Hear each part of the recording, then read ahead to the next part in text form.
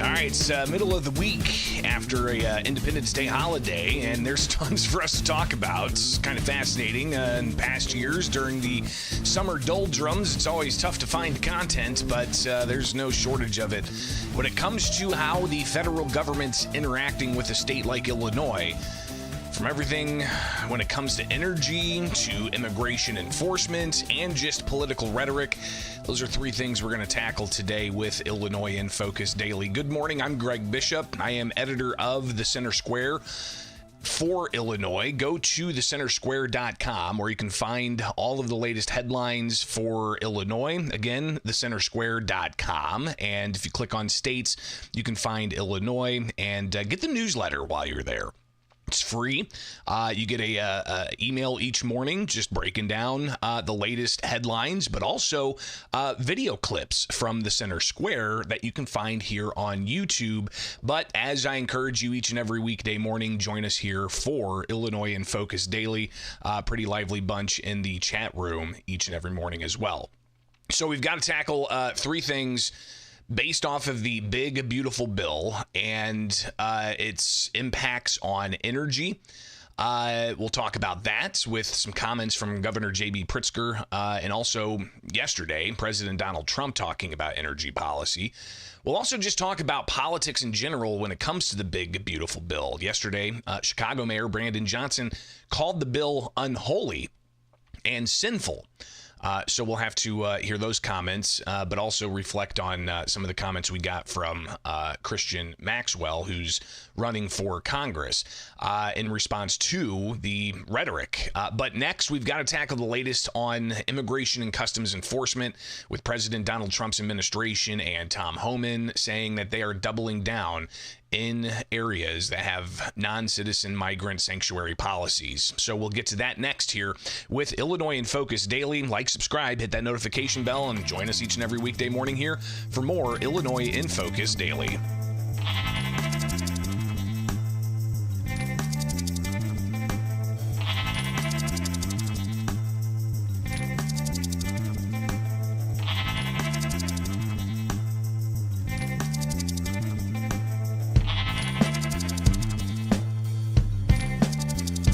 Our local police department will not ever cooperate with ICE. So what you're going to get, sanctuary cities, is exactly what you don't want. More agents in your communities and more collateral arrests. That's what we're going to do. We're doubling down, tripling down. So for those who say they're going to keep ICE out of the city. That's Tom Homan, after Chicago Mayor Brandon Johnson yesterday, talking about not cooperating with immigration and customs enforcement. It's Illinois in Focus Daily. I'm Greg Bishop. Like, subscribe, hit that notification bell, and wake up with us each and every weekday morning for the full live show.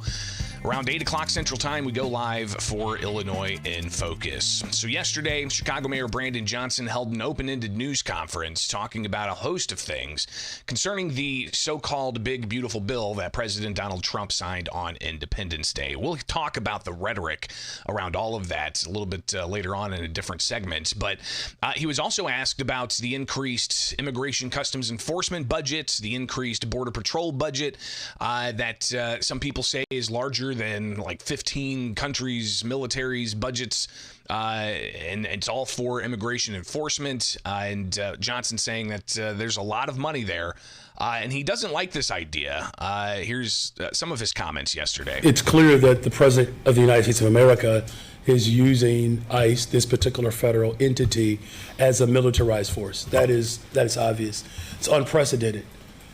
To your question, I appreciate the analysis that you've offered, is that the city of Chicago, like all cities across America, will have to be far more thoughtful and even innovative in how we approach the federal government, period.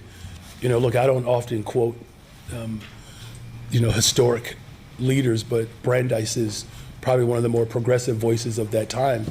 And as I mentioned, you either want democracy or you want an oligarchy, right? And I want democracy, and I believe most Americans, if not all Americans, want that as well. So this is unprecedented. And to the extent in which we're going to have to rely upon one another, other cities and states coming together to find the best way in which we can interact with a federal government that is quite hostile towards states and cities, that's going to be an ongoing effort. So Johnson talking about how he's going to try to cooperate with other cities that have sanctuary policies to go against what he called a hostile federal government. And the federal government insists that they're just following what Congress prescribes in law when it comes to immigration enforcement. And President Donald Trump campaigning on border enforcement and deportations. He won the election. Republicans have Congress, so they feel they have that mandate to enforce this. But all of this also comes as you've got continued concerns of the safety of immigration enforcement officers. ICE has been pretty active on their social media accounts, especially on X, sharing stories of confrontations they're having, ambushes that ICE agents are undergoing, and a variety of other things that are troubling for some people who want to see law and order. You've got, for instance, this headline here, the Prairieland ambush on July 4th. 11 individuals set off fireworks in front of a Prairieland detention center in an effort to lure law enforcement. When an Alvarado, Texas police officer arrived on the scene, one of the suspects shot him in the neck. Thankfully, the officer is recovering, but this type of event is a direct result of the politicians and activists' incitement across the U.S. The consequences, ICE said, while one suspect remains at large, 10 are being charged with attempted murder and domestic terrorism. If convicted, they could spend the rest of their lives in prison. And you've got acting U.S. Attorney Nancy Larson saying, make no mistake, this was not a peaceful protest. It was indeed an ambush. So again, the ongoing concerns of safety for federal law enforcement officers. Brandon Johnson, in his response yesterday, talked a bit more about the issue of responding to ICE increasing efforts in Chicago. Here's Johnson from yesterday. Again, it's unconscionable at a time in which so many working people and poor people need government to show up for them, that this administration, the Trump administration, has caused so much consternation and division. Look, we are a welcoming city ordinance. Our local police department will not ever cooperate with ICE. Whatever their constitutional authority is, that is obviously relegated to the Trump administration. All of our sister agencies, city departments, have been thoroughly briefed by a corporate counsel, and I'll pass it over to her in a second, about what they can and cannot do. And then he hands it over to the Corporation Counsel, who talks about the memos that they've put out to law enforcement and how they can't impede federal law enforcement action. But when it comes to how they react to the overall issue of ICE being on the ground there. Here's Johnson's Corporation Counsel. Appreciate the question. The mayor referenced the guidelines that we issue to all city departments, as well as guidances to city agencies and Alder Corps, so they would know the parameters on what they can acts they can take and not take. We are prohibited from viewed as, quote, interfering with a federal law enforcement action. The mayor also noted that CPD will not support ICE-related actions. We do stay in contact with 12 other cities around the country, and we are constantly examining the steps they're taking and reevaluating what additional steps we might take in the city of Chicago. So again, reevaluating with 12 other cities, the Corporation Counsel for Chicago says when it comes to how they respond with ICE showing up. Immigration Customs Enforcement has been posting to their social media pretty regularly, including sites from Indiana, so just across the way there from Illinois, talking about picking up various suspected gang members, illegal immigrants here at a gas station. You've got them being loaded into vehicles, and even some kind of behind the scenes of a flight of sorts for migrants leaving Gary, Indiana. It's a big task, and the good thing is our officers are ready for it. What's going on here, this is going on at many other airports throughout the country. So obviously, ICE has been pretty active in sharing all of this social media content. Tom Homan, the border czar, he's been making the rounds on media as well, and he was appearing in front of the White House, taking reporters' questions.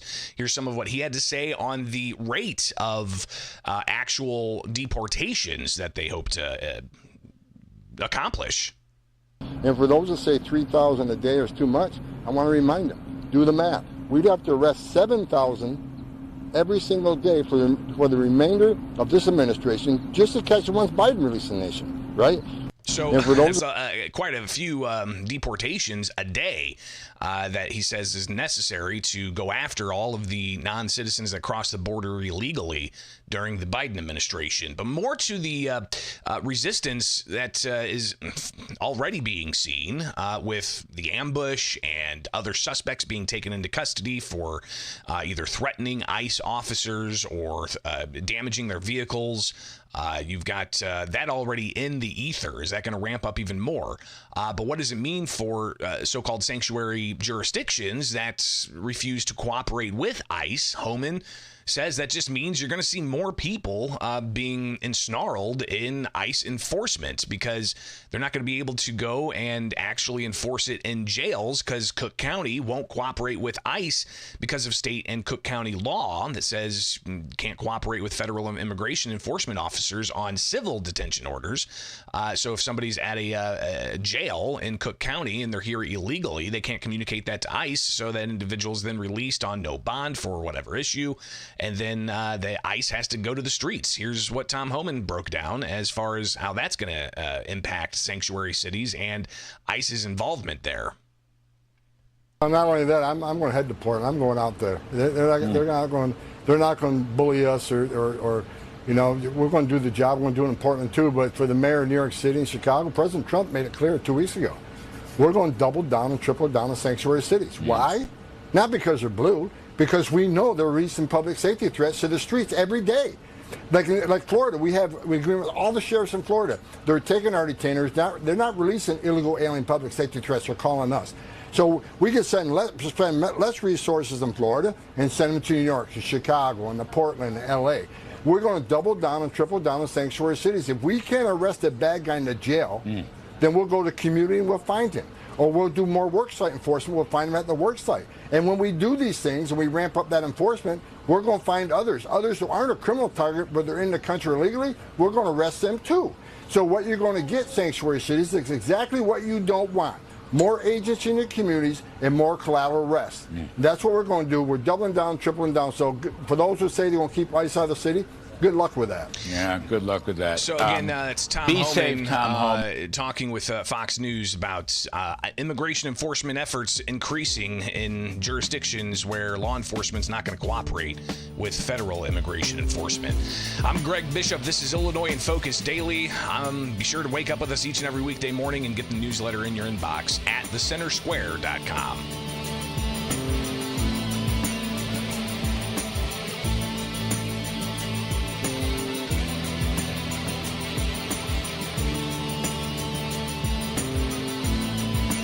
This is an abomination. This is sinful. It's unholy. And I also want to say people will die. It is honestly fear-mongering, and I know we hear that phrase. People use it all of the time on both sides. But to say that that many people are going to die, they told us that as well if we didn't get, different treatments and things as a result of the pandemic. It's just some of the back and forth in the rhetoric around the so-called Big Beautiful Bill that President Donald Trump signed on Independence Day.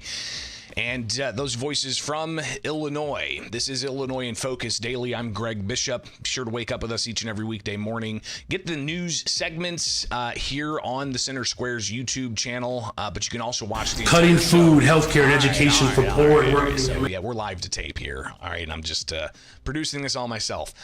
So anyways, catch the show each morning and get the headlines in your inbox at thecentersquare.com. All right, so let's talk about the Big Beautiful Bill. Huge spending measure. Criticism that it adds to the deficit, and this is going to impact taxpayer costs even more. But Republicans saying that it actually is good for the economy, and all of the economists that are naysayers aren't looking at the real potential growth that they say the bill will bring about. Gives no tax on tips, no tax on overtime, extends permanently the 2017 tax cuts that Trump got in the first term. It increases Border Patrol spending. It reduces the burden of the estate tax on small businesses and family farms. It looks to shore up Medicaid costs and food subsidy costs, which Democrats push back against. Does a whole host of things, including that school choice scholarship program that's now on a federal level. And all of these things packed into this bill and more. I mean, that's just a small fraction, right? Of all of the things. But obviously the rhetoric, especially as we get ready to approach the 2026 midterm elections, Democrats are blasting this. And if you look at some of the comments and the social media posts, it's pretty remarkable. But even on display, the rhetoric heating up. Chicago Mayor Brandon Johnson held a news conference yesterday, kind of open-ended, talking about the Big Beautiful Bill, and violence interruption and public safety. He took a ton of questions, but when he was talking about the one Big Beautiful Bill, he called it sinful and unholy. Cutting food, healthcare, and education for poor and working Americans is how they are paying for a $1 trillion tax cut for the ultra-rich. This is an abomination. This is sinful. It's unholy. But it reminds me of a quote by the Supreme Court Justice Brandeis when he said, "We must make our choice. We may have a democracy, or we may have wealth concentrated in the hands of a few, but we cannot have both." This bill is a fundamental attack on our democracy and our way of life. So Johnson talking about it being a fundamental attack on democracy and our way of life. Well, the bill's now law, and surely the Trump administration's been hammered with lawsuits. Will there be lawsuits all over this bill? Absolutely, it's guaranteed. But it's now law. Before it passed Congress last week, Governor J.B. Pritzker had heated rhetoric as well, referencing the bill. We're talking about more than 500,000 people who are going to lose essential services for just survival. And I also want to say people will die. So Pritzker saying people will die as a result of what he says are cuts coming to Medicaid. Christian Maxwell, a candidate for Congressional District Number 1, said that this is all fear-mongering. It is honestly fear-mongering, and I know we hear that phrase. People use it all of the time on both sides. But to say that that many people are going to die, they told us that as well if we didn't get, different treatments and things as a result of the pandemic. I think that what a lot of politicians like Pritzker need to do is, instead of trying to just fear his constituents into doing what he wants them to do, he needs to actually inform them and let them make an informed decision. So obviously the rhetoric having some response, even last week, the governor's comments about people will die. Yesterday, he put out a statement saying that 330,000 Illinoisans will have their health care stripped. The day before, he said 360,000 Illinoisans have their food benefits threatened. U.S. Congressman Darren LaHood shared a statement with me saying that the narrative that Republicans are cutting food subsidies for those who need them is, quote, absolutely false. You can see this quote in the story at thecentersquare.com. He says, for critical programs like the Supplemental Nutrition Assistance Program to continue for generations to come, we must prioritize addressing the spending crisis in our country and eliminate waste, fraud, and abuse in federal spending. While far-left Democrats ramp up fear-mongering tactics, House Republicans are focused on preserving this program for those who need it most, increasing transparency, supporting rural and underserved communities, and prioritizing care for our most vulnerable populations. So you've got the back and forth there between Democrats and their rhetoric and Republicans and their rhetoric. But then when you start drilling down a little bit more into the actual policy issues and where the money's going, you've got a little element, especially for Chicago, that's got people questioning how it's going to impact, and that's funding for community violence intervention. Community violence intervention, CVI, as you may hear the acronym thrown around. It's where your tax dollars go to a nonprofit organization, and they have individuals who may be ex-cons going on the streets, trying to facilitate peaceful resolutions to issues and helping, be kind of mentors to young kids and such. But what the bill does is, apparently, according to the Community Justice Action Fund, it threatens CVI programming across the country by slashing optional Medicaid funding that states use to support hospital-based violence interruption, trauma recovery, and wraparound services. They said that these are proven public health strategies that save lives. Chicago Mayor Brandon Johnson fully anticipating that they're going to experience some kind of reduction in CVI, Community Violence Intervention Funds. There is an impact when CVI is cut, right? Because it then places more of a burden, if you will, or responsibility on law enforcement to provide support and intel that CVI does an excellent job at doing. And some may disagree that CVI isn't doing what it needs to do, and there may be better resources available. But when it comes to how to control public safety, the mayor's talked about investing in the community. He's talked about violence interrupters. He's discussed housing and a whole host of other things, and more. Wants more progressive revenue to fund all of these things. But some people say just got to get back to the basics and get more police on the streets. And that's something that, again, Christian Maxwell, running for Congress, said is where the focus should be. When we're talking about violence interruption, yes, that's great for kids that are, of younger age, and they really do just need to have the trajectory of their life changed. I can see that. But if we're talking about somebody who has already been locked up multiple times and is either out on bail and things of that nature, we're not going to sit at this point and, have a little circle and talk about how we can change our behavior. At that point, we do have to actually empower the police inside of Chicago and the surrounding areas to be able to keep the civilians safe and people who are law-abiding citizens. So when it comes to federal funds and things of that nature, I am not opposed to the fact that some federal funds have been withheld from mayors like Mayor Johnson, because you can't continue to have money funnel into programs that do not work. Some people arguing that they do work, others saying they don't. Either way, obviously the rhetoric around the big beautiful bill continues to play out, and we'll see it all throughout the election cycle. Get ready for it. It's Illinois in Focus Daily. I'm Greg Bishop. Like, subscribe, hit this notification bell, and to join us each and every weekday morning. And don't forget, I mean, we do segments, right? The show it could be 35 minutes to 50 minutes, maybe an hour. Either way, multiple segments. So if you're watching live, stick with us. We've got another segment here with Illinois in Focus Daily and the Center Square.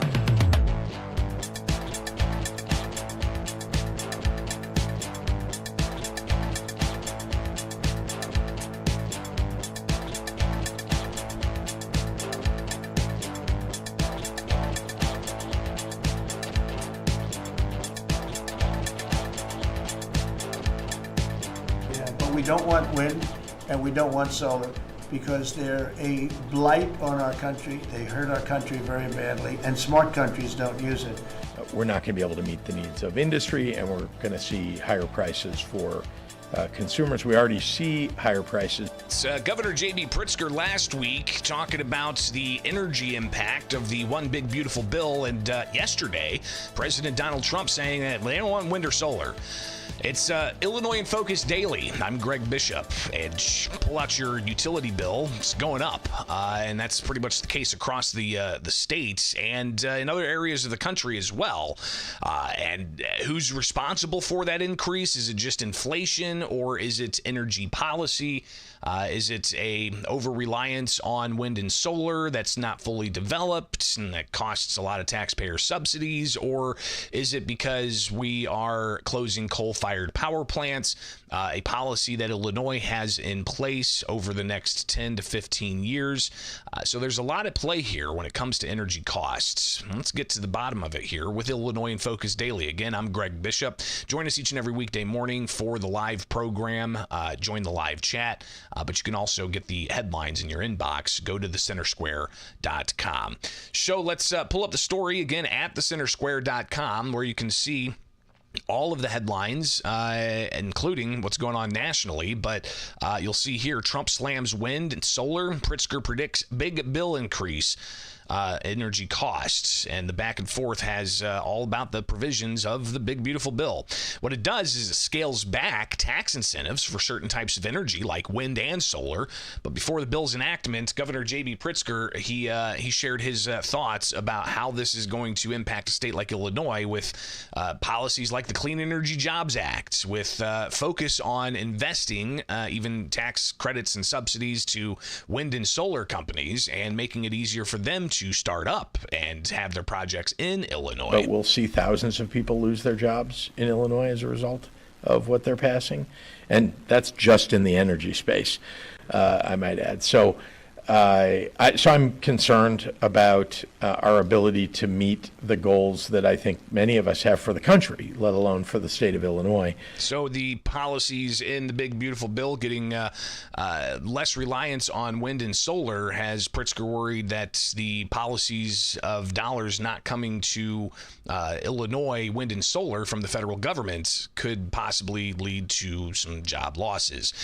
Just how much is MISO, which is the one of the two energy grids that is managed in Illinois? They have a breakdown here of all of the different types of energy sources that are available on Illinois' grid. Coal makes up 32.4% as of now. Natural gas, 36.5%. Nuclear, 13.8%. Wind, 2.1%. Solar, 8.7%. And then you've got other and imported energy, 5.4%. So that just gives you an idea of the impacts wind and solar currently have on the state's energy grid, at least for the MISO region. There's also the PJM region. And that kind of breakout of energy use of the different forms of energy that Illinoisans are using to keep their air conditioner on in a heat spell, or to keep their sump pump on after heavy rains. The governor talks about how this bill is going to impact energy costs, and with fewer dollars going to wind and solar, he says that's going to be a problem. We're not going to be able to meet the needs of industry, and we're going to see higher prices for consumers. We already see higher prices. That, by the way, is in part has come about because of the organization of the of PJM and MISO, and their inability to bring on all of the projects that have actually already been built but need to be plugged in, interconnected into our grid. And they've fallen way behind. So Pritzker blaming it on the grid managers, not on his policies to end coal-fired power plants by a date certain. Here's what PJM said in May. They said, PJM is a revenue-neutral organization with no profit motive. We are fully regulated by the Federal Energy Regulatory Commission, FERC. Our primary purpose is to keep the lights on and provide value to customers. Part of how we maintain reliability in electric service is by competitively procuring power across our footprint to meet a forecasted demand for electricity. This is getting more expensive, and the reason is very simple. Supply is decreasing on the system and demand is increasing. This is happening not just in PJM, but all over the country. Supply is decreasing due primarily to state and federal decarbonization policies and some economics. And that right there is just an indication of the policies that the state has implemented and the policies that the Biden administration had implemented. They say demand is increasing due to the proliferation of data centers and the race for AI advancement, along with electrification and the onshoring of U.S. manufacturing. So you've got Trump tariffs saying, hey, make it in the U.S. and you won't get tariffed. That's going to onshore more manufacturers, increasing the demand necessary for energy producers to meet. And PJM goes on to say an increase in demand is a very good thing for the U.S. economy, but existing supply is being pushed off the system before replacement resources are in operation, and this is creating a spike in pricing and long-term could compromise grid reliability, resulting in possible service interruptions for families and businesses.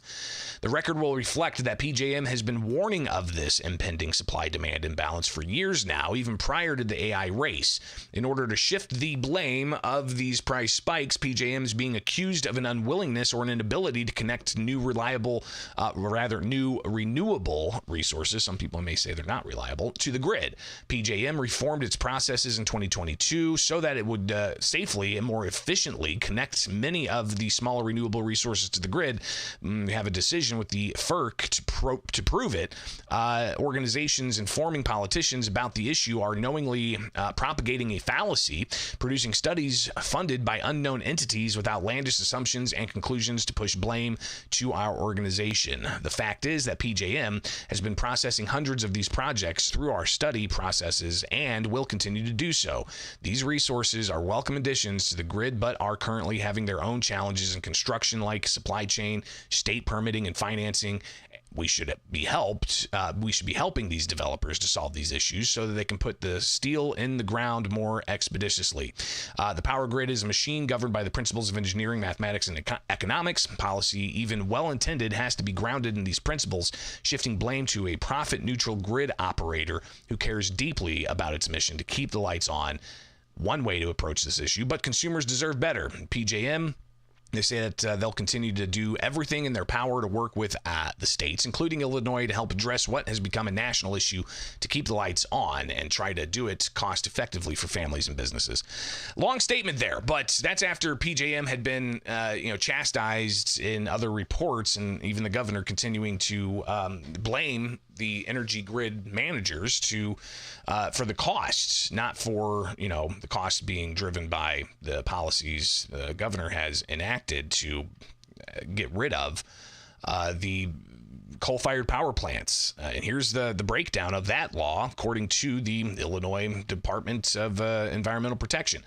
The electric generation units, large greenhouse gas emitting units, these are various things that are going to have to be knocked down to zero no later than January 1st, 2045. That is less than 10 years from now. Then you've got zero emission deadlines for some by 2030. That's 5 years from now.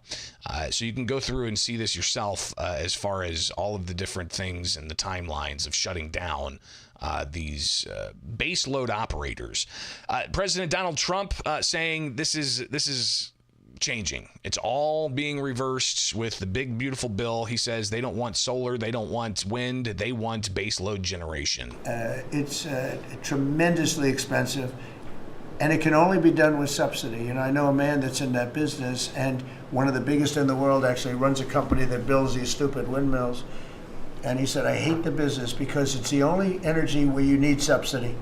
He said, energy shouldn't need subsidy. You should make money with energy. So when the other one is the solar, those big solar fields, they're taking our farmland. Our farmers are like mortified by it. They hate it. It's very, very inefficient. Very inefficient, he says, and he also talked about it being ugly and just the overall costs of all of it when it comes to wind and solar. But he says they don't want any of that. They want natural resources, clean coal, natural gas. Yeah, look, China right now is building 58 coal-fired plants, 58 big ones. They have 62 on the books to build. We've reintroduced clean, beautiful coal, because you can do a lot with coal now. Clean, beautiful coal, and natural gas, and all of the other things that we have. But we don't want wind, and we don't want solar, because they're a blight on our country. They hurt our country very badly, and smart countries don't use it. How it's all going to impact your energy costs, we'll be watching. But some warning, Trump's bill is going to increase costs. Trump saying it's going to unleash American energy dominance and will actually end up saving people money. We'll see which way is it going to go. It's Illinois in Focus Daily. Like, subscribe, hit that notification bell here on YouTube each and every weekday morning with The Center Square. But get to thecentersquare.com and sign up for the headlines in your inbox each and every weekday morning. It is Illinois in Focus Daily.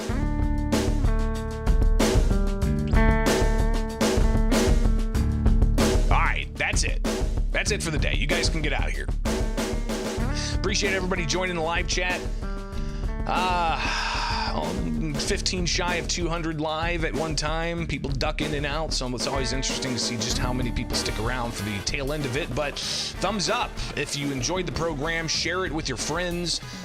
Be sure to be back here tomorrow morning. We'll be at it again with Illinois in Focus Daily. Get the newsletter in your inbox. Go to thecentersquare.com. Enjoy your hump day. It's Illinois in Focus Daily.